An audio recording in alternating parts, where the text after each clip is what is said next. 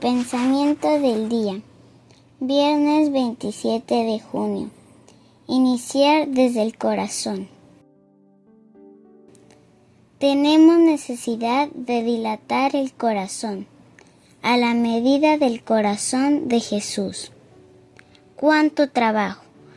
Pero es lo único necesario.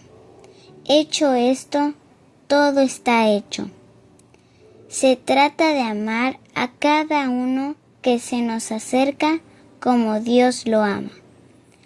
Y dado que estamos en el tiempo, amemos al prójimo, uno después del otro.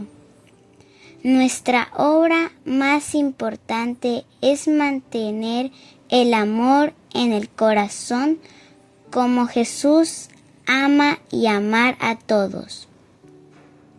Comulgar con el hermano es el segundo mandamiento, el que está inmediatamente después del amor a Dios y como su expresión.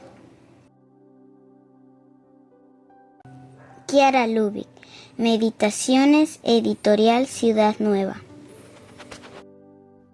Hola, si te ha gustado este video, danos like y suscríbete al canal para recibir notificaciones.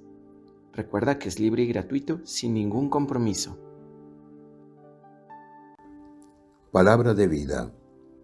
Junio de 2025. Denles ustedes de comer. Del Evangelio de San Lucas, capítulo 9, versículo 13.